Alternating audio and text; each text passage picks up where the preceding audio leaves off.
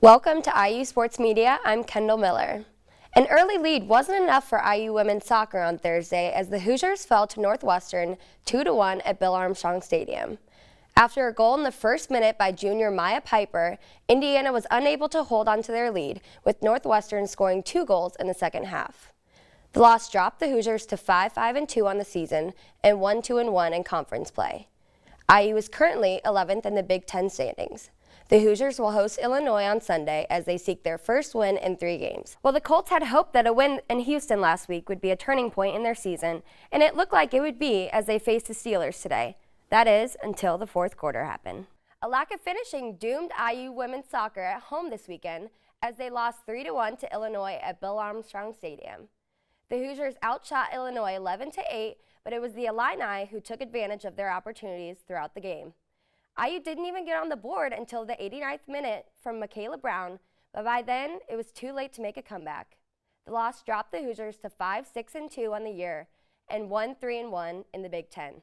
Next up for the women are a pair of road games at Minnesota and Wisconsin.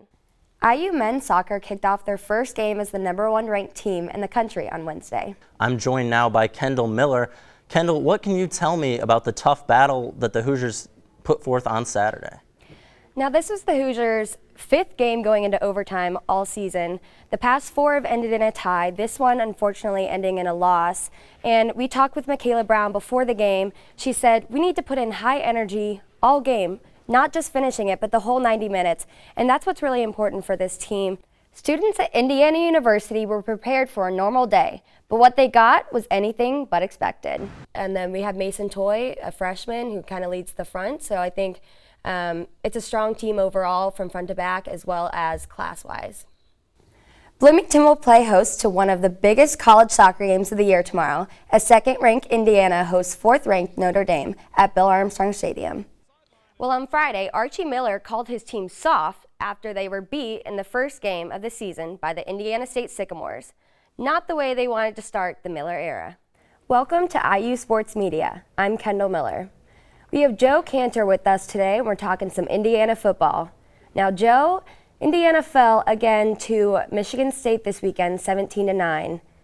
How are they feeling about losing to another top 25 team in a close game? This is their last chance to show that they're a tough team, and they just came up short this season. Meanwhile, Notre Dame suffered their first loss of the season, dropping a game to unranked Virginia Tech. The Hoosiers have been dominant all season, outscoring opponents 19-2 through 8 games. Tomorrow's game kicks off at 7 p.m. on the Big Ten Network. Our Kendall Miller was there to catch the action. After taking an early lead, the Hoosiers fell to Northwestern 2-1 at Bill Armstrong Stadium. The Hoosiers are now 1-2-1 in Big Ten conference play. For IUSTV Sports, I'm Kendall Miller. I'm joined here today with Hannah Miller and Brittany Gilbert, and we're going to be talking a little bit about Big Ten college football. I'm going to start with you, Brittany. We just finished week 7. Who had a good week this week? It was a crazy Sunday in the NFL with several games coming down to the final seconds. The Chicago Bears upset the Pittsburgh Steelers 23-17, with former IU running back Jordan Howard scoring in overtime from 19 yards out to steal the victory. Elsewhere, the New England Patriots needed a last-minute rally to beat the Texans 36-33. The Falcons won in Detroit after the Lions had a game-winning touchdown called back, and the Eagles beat the Giants on a 61-yard field goal as time expired. We'll be back with more sports after these messages. For IU Sports Media, I'm Kendall Miller.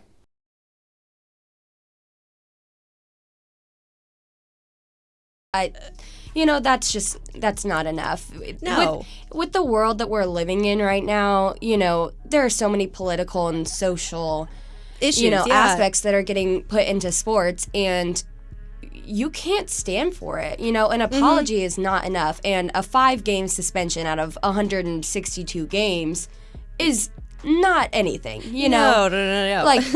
Like he got away easy, and Yeah. with something as big as the World Series, you have thousands and thousands, if not millions, of people watching this, and what kind of example are you setting for, your team and the MLB for kids or really anybody who's watching? I mean, you really can't just let them get away that easy. Yeah.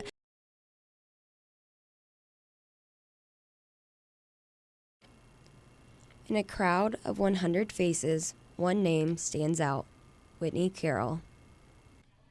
Whitney is a senior biker for the Kappa Delta cycling team here at Indiana University. After I went on my first ride, I knew I really wanted to do it. I just really like the sport. It's really unique, and you kind of live and die by those hundreds of seconds. Hundreds of seconds that Whitney once thought she may never have. In 2011, Whitney was diagnosed with a rare and life-threatening cancerous tumor which took a large portion of the muscle in her upper leg.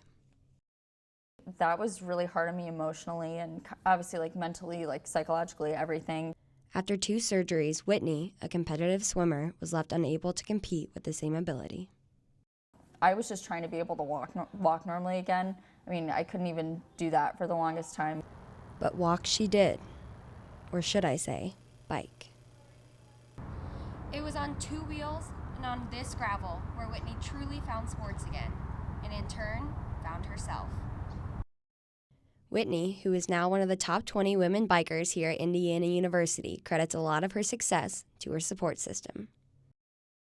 It's just really even hard to put into words. I mean, you have everyone sitting in the stands, your family, your friends, roommates, just everyone kind of cheering you on as you just jump on and off a bike and ride laps around the track.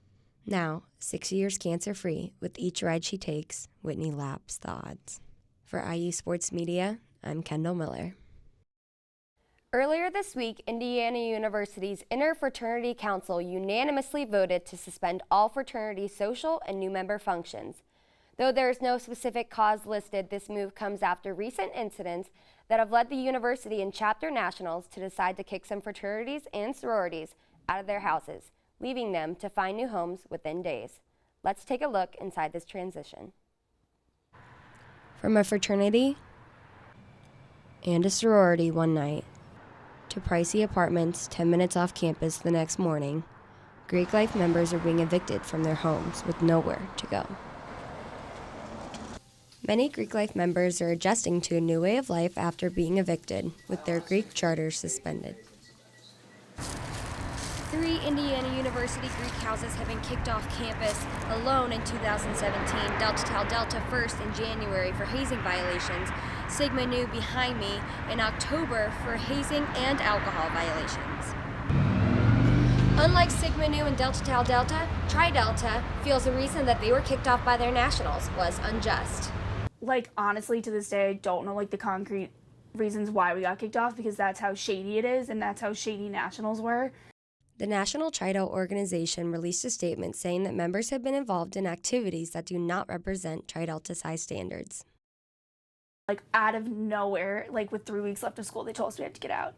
And we were like, do you have any humanity? No. The Brothers of Sigma Nu had a similar experience after their charter was suspended on hazing and alcohol violations. It was definitely rough on some people. I mean, there's people that are still don't have living situations, or they're couch surfing. But we got one of the nicest apartments out there. Yeah, we love that. Actually, we probably did get the nicest apartment of anybody, honestly.